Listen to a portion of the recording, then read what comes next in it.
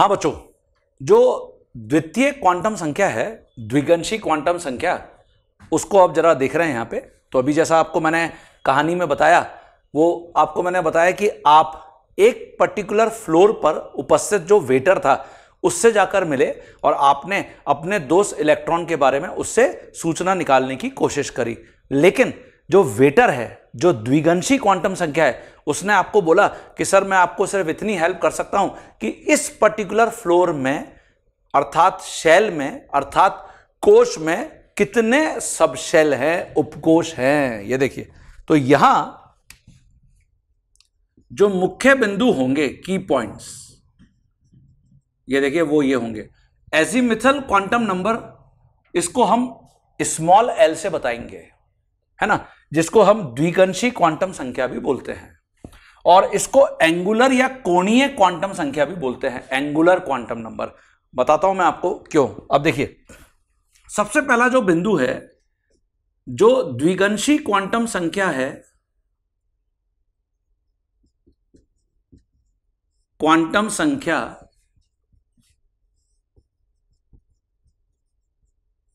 किसी कोश में उपस्थित, कोश इसको हमने बोला है शेल में उपस्थित उपकोशों, जिसको हम सबशेल बोल रहे हैं, सबशेल के बारे में जानकारी प्रदान करती है। ये देखिए, प्रदान करती है। अब क्वेश्चन ये उठता है कि किसी भी कोश में कुल कितने उपकोश होते हैं। तो देखिए, किसी कोश में उपस्थित उपकोशों की वास्तविक संख्या, उपकोशों की वास्तविक संख्या, वास्तविक संख्या क्या मतलब है कि एक्चुअली कितने उपकोश उपस्थित होंगे, उपकोशों की वास्तविक संख्या, एक्चुअल नंबर्स, हमेशा n के मान के बराबर होती है, के बराबर होती है, n के मान के बराबर होती है। माने जो हमने ऊपर लिखा है कि द्विगंशी क्वांटम संख्या, जिसको हम स्मॉल एल से बता रहे हैं, हम यहां पे लिख सकते हैं कि जो द्विगंशी क्वांटम संख्या है, क्वांटम संख्या जिसको हमने एल से लिखा है, ये बराबर n के होता है। इसका क्या मतलब है वो मैं आपको भी उदाहरण से बता रहा हूं बच्चों, क्लियर हो जाएगा आपको। तथा जो भी उपकोश हम यहां पर बताएंगे, उनके लिए L का जो संभावित मान होगा, देखिए सभी उपकोशों के लिए L का, L जिसको हमने द्विगंशी क्वांटम संख्या बोला है, संभावित मान, इसका फॉर्मूला हमेशा ऐसे लिखा जाता है। देखिए 0 से n-1 होता है। ये देखिए, माने L का जो संभावित मान है वो 0 से n-1 के मध्य होगा। क्या मतलब है वो भी मैं आपको बताता हूं। तो सबसे पहले ये आपको क्लियर हो जाना चाहिए कि जो द्विगंशी क्वांटम संख्या है वो किसको बता रही है, उपकोश को बता रही है। किसी भी कोश में, किसी भी कोश में एक्चुअली, वास्तव में कुल कितने उपकोश होते हैं, ये हमेशा n के मान के बराबर होते हैं, है ना। और उन उपकोशों को अगर मैं L के संभावित मानों से बताना चाहता हूं, जैसे आपको अभी मैंने जो पिछला लेक्चर था उसमें क्या बताया था, जो n है वो कोश बता रहा है। अगर n का मान 1 है तो k कोश, n का मान 2 है तो l कोश, n का मान 3 है तो m कोश, इत्यादि इत्यादि। तो अब जरा सुनिए, जैसे मैं यहां पे लिख रहा हूं उदाहरण, यदि n का मान 1 है, ये देखिए, तो कौन सा कोश है, k कोश। अब क्योंकि यहां पर n का मान 1 है तो इससे आप ये बता सकते हैं कि उपकोष कितने हैं, 1 होंगे। वास्तव में उपकोष n = 1 में कितने होंगे, 1 होंगे। तो मैं यहां पे लिख सकता हूं, अतः इस कोश में उपस्थित उपकोषों की वास्तविक संख्या कितनी होगी, 1 होगी। ये देखिए, यही बच्चों हमने यहां पे लिखा था अभी, ये n का मान के बराबर होगी। तो यहां पे जो उपकोष हैं उसकी वास्तविक संख्या 1 हमको पता चल गई। तथा अब इस उपकोष को आप l के किसी मान से अगर बताना चाहते हैं, तथा उपकोष जो यहां पर हमने लिखा है उसके लिए, उपकोष के लिए l का संभावित मान, ये देखिए बच्चों, ये क्या हो जाएगा, 0 से n-1, मतलब 1-1, मतलब ये तो 0 से 0 आ गया, अर्थात l का मान यहां पे 0 आ रहा है। अब देखिए ये कौन से उपकोष को बताता है, अगर l बराबर 0 है, ये हमेशा s उपकोष को बताता है। तो ये पेटेंट है, जैसे अपन ने भी लिखा n = 1 के कोष को बताता है, वैसे l का संभावित मान जो 0 है वो हमेशा s उपकोष को बताता है। अब आप ऐसे करते जाएंगे, यदि n = 2 है तो कौन सा कोष है, ये l कोष है, ठीक है। और इस कोष में उपस्थित उपकोषों की वास्तविक संख्या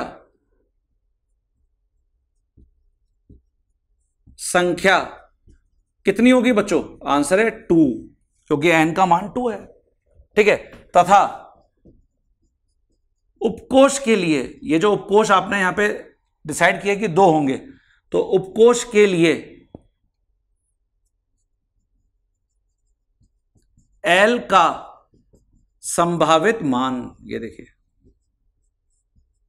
तो कितना होगा, ये हो जाएगा 0 से 2-1, ये देखिए, अर्थात या तो l 0 होगा और या फिर l 1 होगा। ये देखिए 0 पेटेंट हो गया है, s को बताता है हमेशा, मतलब s उपकोष के लिए जो l है, द्विगंशी क्वांटम संख्या, उसका मान 0 एकदम पेटेंट है, फिक्स है एकदम। तो l = 1 अगले उपकोष को बताएगा p उपकोष। आवर्त सारणी में यही तो हमारे 4 फैमिलीज हैं, s p d f, okay. ऐसे ही अगर हम यहां पे n बराबर 3 लेंगे तो कौन सा कोष है, तो ये हो जाएगा नेक्स्ट m कोष, ठीक है। और इस कोष में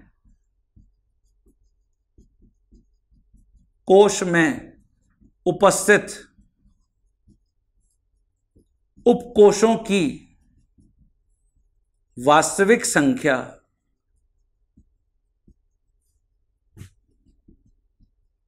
कितनी हो जाएगी, 3 हो जाएगी। तथा उपकोषों के लिए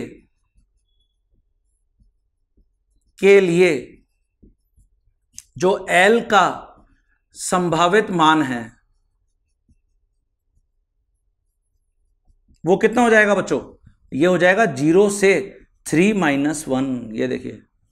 और 0 से 3-1 का क्या मतलब हुआ, l का मान 0 संभव है, 1 संभव है, 2 संभव है। 0 हमने फिक्स कर दिया है s के लिए, 1 फिक्स कर दिया है p के लिए, तो 2 किसके लिए होगा, d के लिए, ये देखिए। और s p d हमेशा ऐसे ही लिखते हैं बच्चों, ठीक है, कैपिटल P नहीं लिखते, कैपिटल D नहीं लिखते, तो ये आपको क्लियर होना चाहिए। चलिए यहां पे n = 4 और n = 5 अगर होगा तो उसके लिए भी लिखते हैं, जरा ये लिख लीजिए सबसे पहले अपनी कॉपी में। हाँ बच्चों, अगर मैं इसकी जगह n = 4 लेता हूं, n = 4, इसका मतलब n कोष हो गया।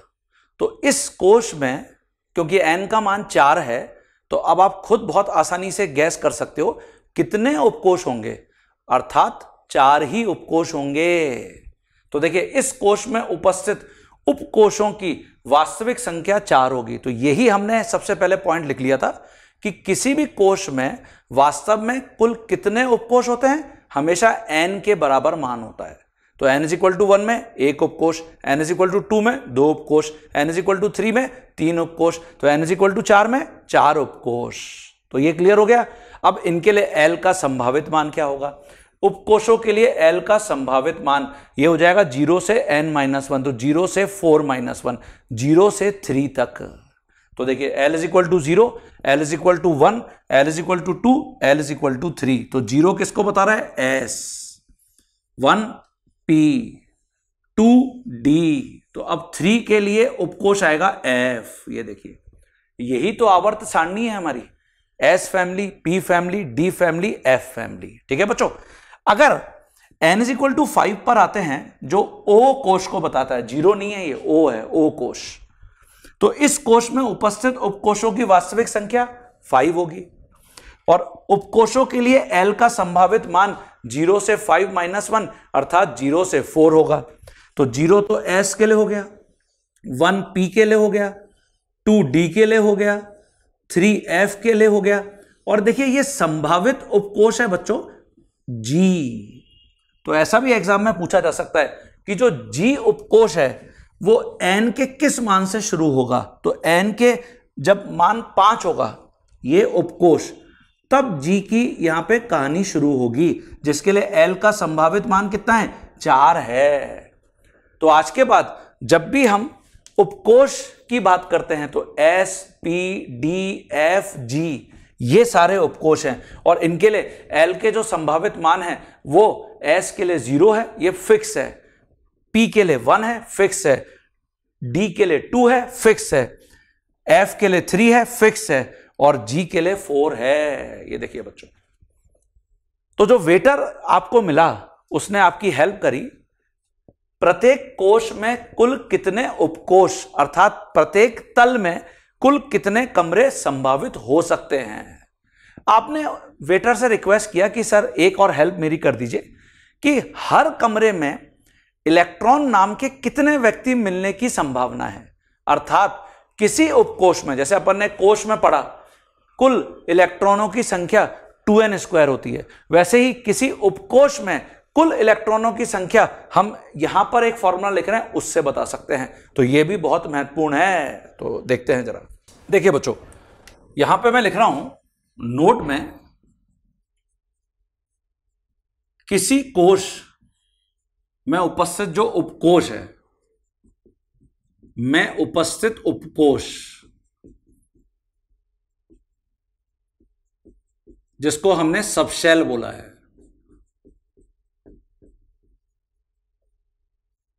में उपस्थित अधिकतम इलेक्ट्रॉन की संख्या, यह भी आपसे पूछा जा सकता है बच्चों।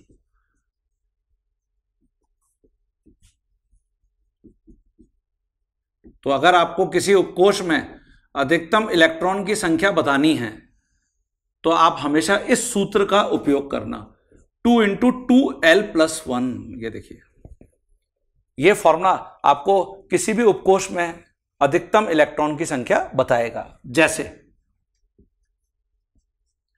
S उपकोष, S उपकोष के लिए हमने L का मान लिखा है 0, है ना। तो अधिकतम इलेक्ट्रॉन कितने होंगे? अतः S उपकोष में अधिकतम इलेक्ट्रॉन की संख्या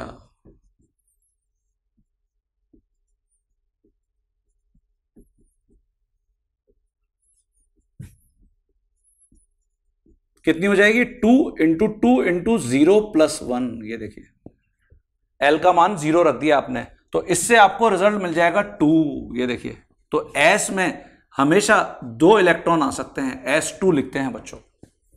अब ऐसे ही आप सभी में निकालते जाएंगे। P उपकोष जिसके लिए L का मान क्या है? 1 है, में उपस्थित अधिकतम इलेक्ट्रॉन की संख्या तो ये एकदम अब फिक्स हो जाएगा, जिसको हम कभी भी नहीं बदल सकते। ये आपको एकदम क्लियर होना चाहिए बच्चों। तो ये हो जाएगा 2 इंटू 2 इंटू 1 प्लस 1, तो कितना आ जाएगा ये तो 3 इंटू 2 6 आ गया। ये देखिए, तो ये P6 होता है बच्चों, जैसे S2 होता है ना। तो ये एकदम अब फिक्स हो जाएगा। ऐसे ही अगर हम बात करते हैं D उपकोष की, तो D उपकोष के लिए L का मान हमने 2 लिखा है, में उपस्थित अधिकतम इलेक्ट्रॉन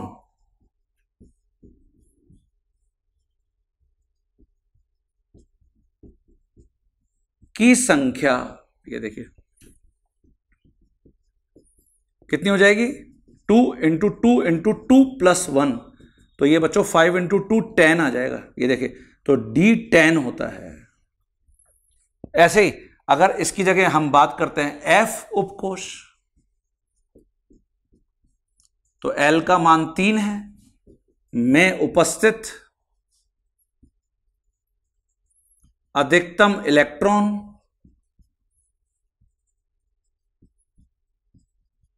की संख्या,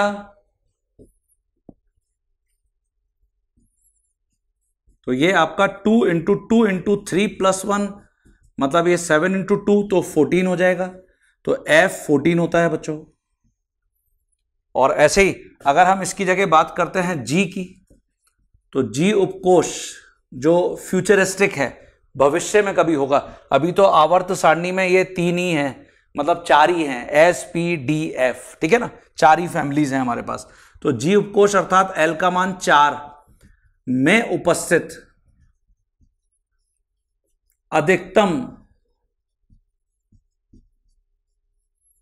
इलेक्ट्रॉन की संख्या, ये देखिए, तो कितना हो जाएगा ये 2 इंटू 2 इंटू 4 प्लस 1, तो ये 18 आ जाएगा बच्चों। इसका मतलब G जब भी कभी होगा तो इसमें 18 अधिकतम इलेक्ट्रॉन आ पाएंगे। तो S2 P6 D10 F14 G18, ठीक है बच्चों। एक और यहां पर पॉइंट मैं आपको बताना चाहूंगा, जो अपन ने फॉर्मूला लिखा था ना कि कोश में अधिकतम इलेक्ट्रॉन 2n² होते हैं, तो देखिए ये तो फॉर्मूला सही है ही, कोश में अधिकतम इलेक्ट्रॉन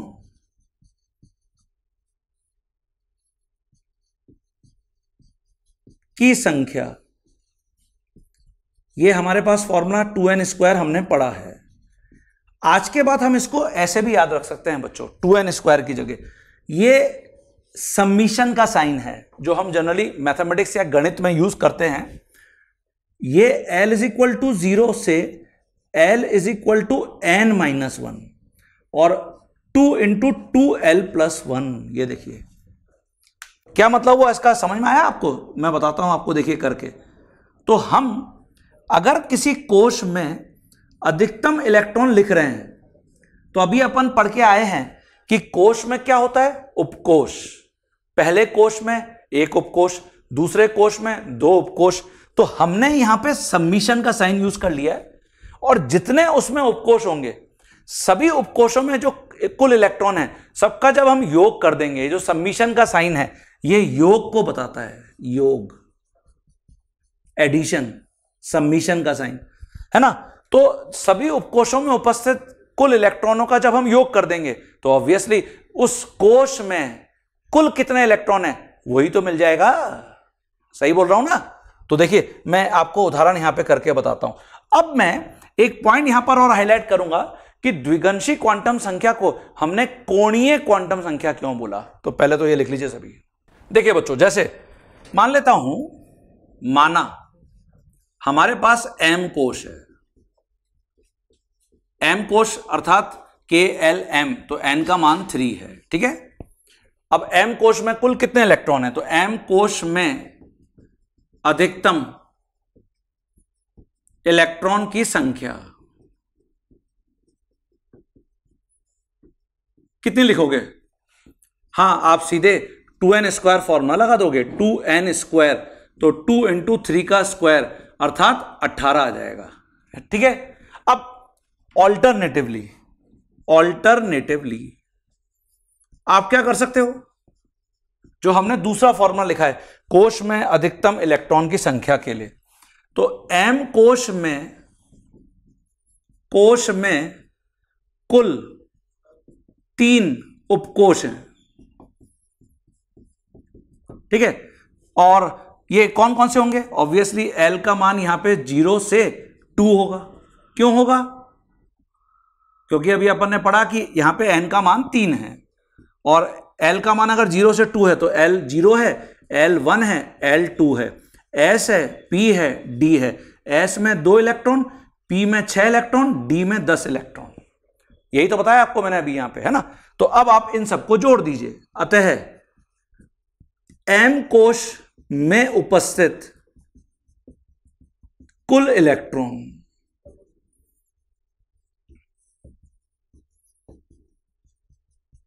तो आप इसके लिए क्या करेंगे, S में 2, P में 6 और D में 10 इन इलेक्ट्रॉन को जोड़ देंगे। तो कितना आंसर आ रहा है, 18। ये देखिए, ये आंसर और ये आंसर क्या है, बराबर है। अरे समझ में आया सभी को। अब आप ऐसे कोई भी क्या उठा लीजिए, कोश उठा लीजिए। इसकी जगह जैसे n कोश ले लीजिए, n का मान उसके लिए क्या है, 4 है, कैपिटल N वाला, n = 4 है उसके लिए, है ना। तो इसका मतलब जब 2 × 4 का स्क्वायर करोगे तो 32 आएगा। और यहां अगर मैं उस n कोश में उपस्थित उपकोश लिखूंगा तो L = 0, L = 1, L = 2, L = 3 आएगा। F में 14 होते हैं, सबको जोड़ोगे तो योग फिर 32 आएगा।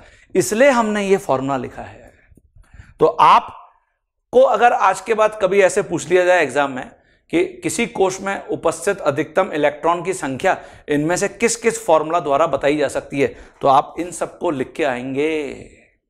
समझ रहे हैं बच्चों, क्लियर है। तो अब हम ये और पॉइंट को डिस्कस करते हैं कि हम द्विगंशी क्वांटम संख्या को कोणीय क्वांटम संख्या क्यों कहते हैं, वहां लिखूंगा मैं। देखिए बच्चों, जो द्विगंशी क्वांटम संख्या है, द्विगंशी क्वांटम संख्या को कोणीय क्वांटम संख्या भी कहते हैं,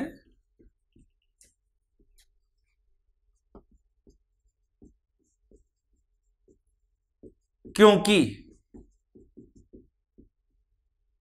ये जो उपकोश है उसमें अगर इलेक्ट्रॉन घूम रहा है, इलेक्ट्रॉन उपस्थित है, तो उसके शेप को डिफाइन करता है। ये उपकोश के शेप को हम बोल सकते हैं आकार। ये देखिए, ये बहुत महत्वपूर्ण है। जैसे आपको याद होगा, हमने पढ़ा कि जो मुख्य क्वांटम संख्या है वो परमाणु के आकार को बताती है, साइज को बताती है। तो ये शेप को, यानी कि यहां पर किस प्रकार का वो शेप बना रहा है उसको यहां पर बताएगी, आकार को, उपकोश के शेप को बताती है।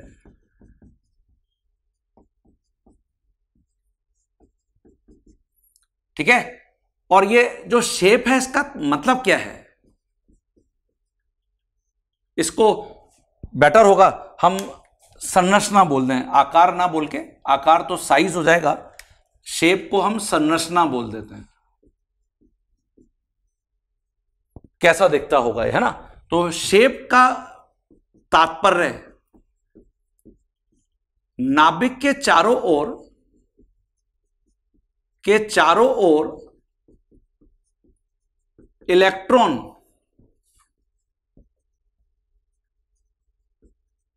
इलेक्ट्रॉन उपकोश में जिस पाथ को फॉलो करता है उससे होता है,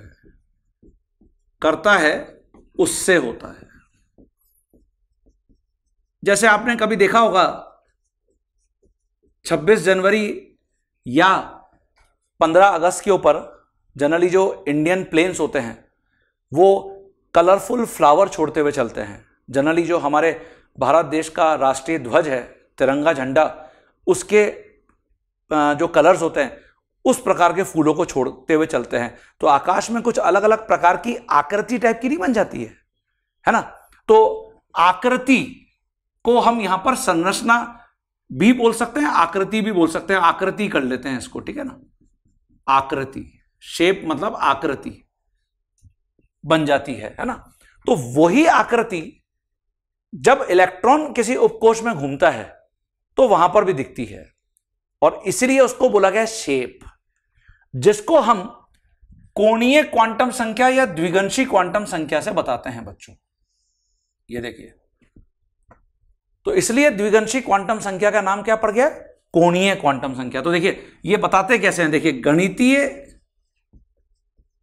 गणितीय रूप में जो शेप है, आकृति है, को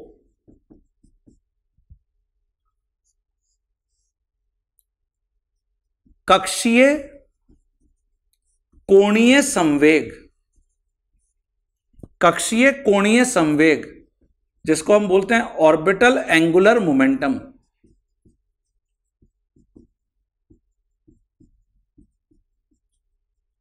कक्षीय कोणीय संवेग किसी इलेक्ट्रॉन का किसी उपकोष में से बताते हैं।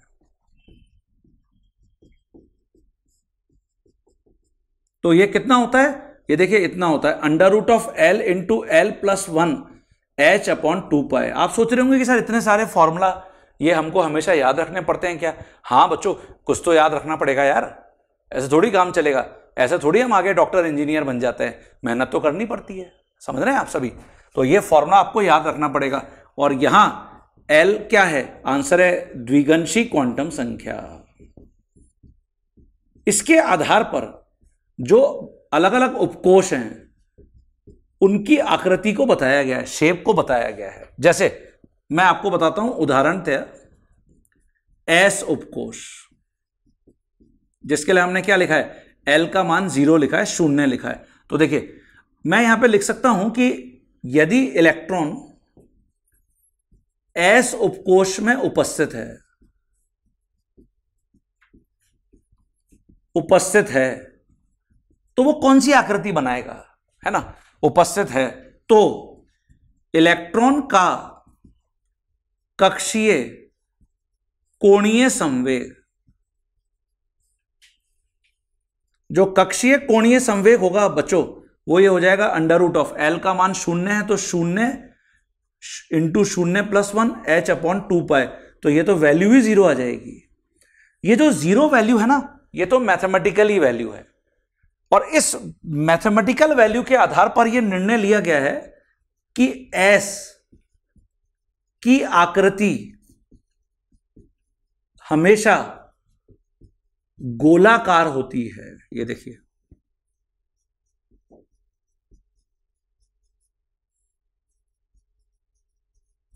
गोलाकार होती है, और इसको हम जैसे स्फेयर भी बोलते हैं, जो सममित होता है, सिमेट्रिकल स्फेयर,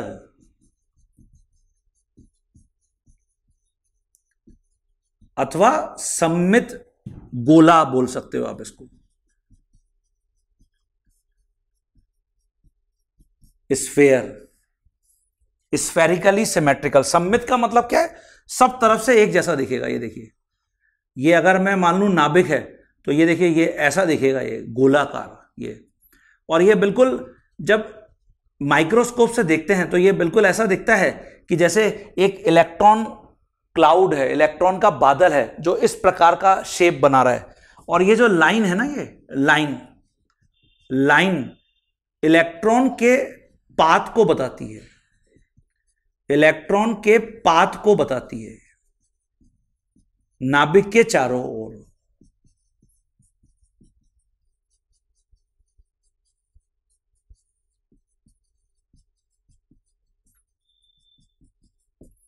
ठीक है बच्चों, तो ये आपको क्लियर हो जाना चाहिए कि S उपकोष, इसके लिए हमने लिखा कक्षीय कोणीय संवेग का मान ये होता है 0, और इसका मतलब होता है कि S की आकृति गोलाकार सममित स्फेरिकली सिमेट्रिकल होती है।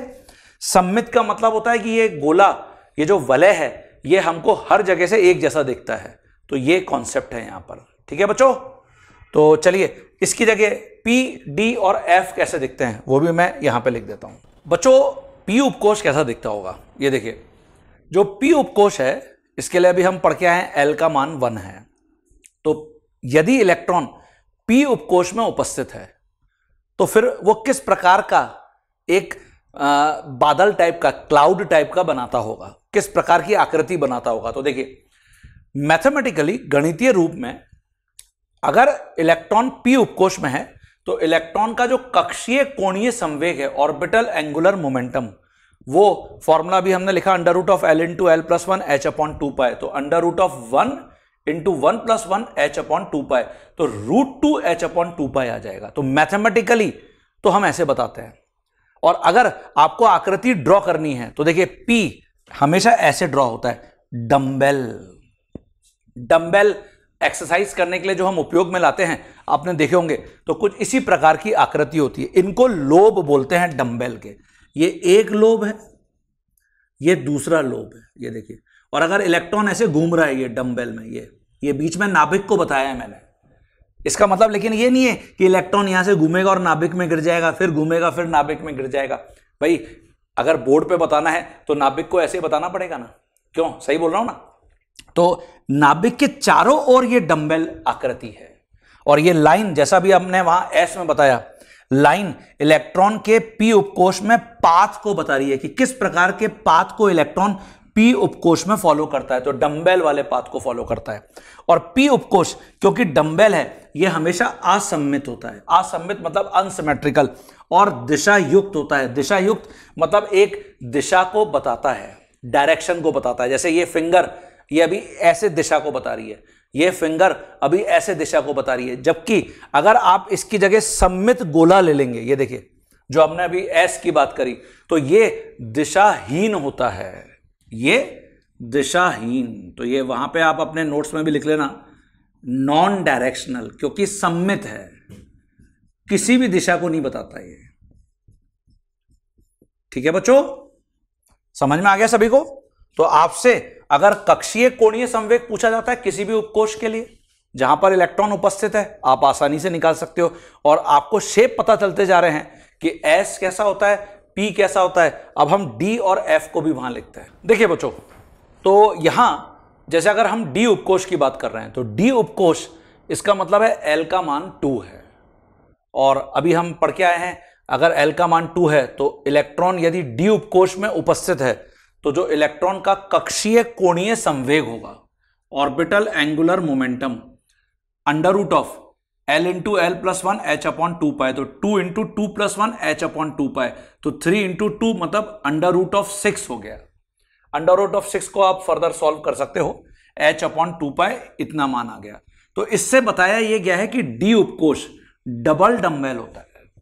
ये देखिए, जैसे यहां P में एक डंबल था जिसके 2 लोब थे, यहां पे डबल डंबल अर्थात 4 लोब हो गए।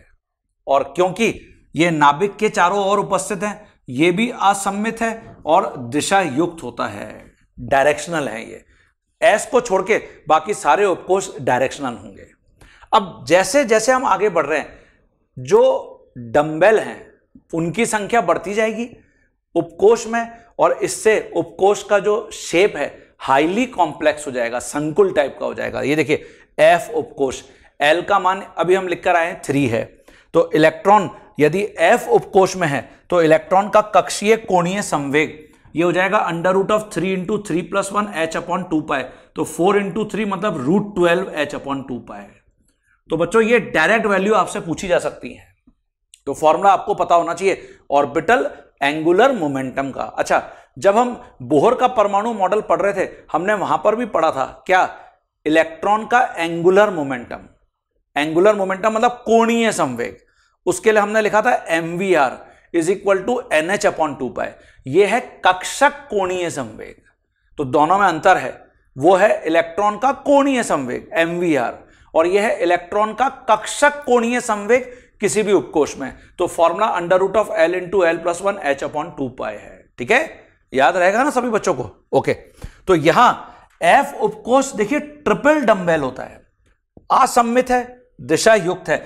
अब तो बोर्ड पर ड्रॉ करना भी बहुत भारी काम हो जाएगा। ये 3 डंबल, ये पहला, ये दूसरा और ये तीसरा, ये देखिए 3 डंबल हो गए ना, तो ट्रिपल डंबल। तो इसको हाईली कॉम्प्लेक्स बोलते हैं, बहुत ज्यादा संकुल आकृति है,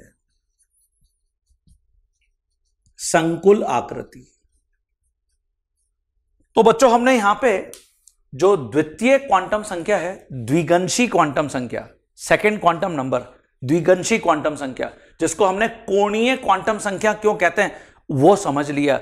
मुख्यतः ये इलेक्ट्रॉन जिस उपकोष में उपस्थित है उसकी आकृति को बताता है, इसलिए द्विगंशी क्वांटम संख्या है। तो आप वेटर से मिलकर आगे बढ़ते हैं और लगभग लगभग अपने दोस्त के पास पहुंचने वाले हैं। और इसके लिए अब हम तीसरी क्वांटम संख्या पे आ रहे हैं, जो क्या है, चुंबकीय क्वांटम संख्या। तो मजा आ रहा है इस सफर के अंदर, जर्नी में मजा आ रहा है। तो पहले हम जो 5 स्टार होटल है, जो परमाणु है, उसमें कहां पर गए, कोश में। कोश से कहां आ गए, उपकोश में। अब उपकोश से कहां पे आएंगे, कक्षक में, जिसको ऑर्बिटल बोलते हैं। ठीक है, तो नेक्स्ट जो हमारा यहां पे लेक्चर है उसमें आप ये देखोगे कि चुंबकीय क्वांटम संख्या क्या है। तो ये सारे पॉइंट्स को अपनी कॉपी में डिक्टेट करिए और ढंग से एक एक डायलॉग को पढ़ना है।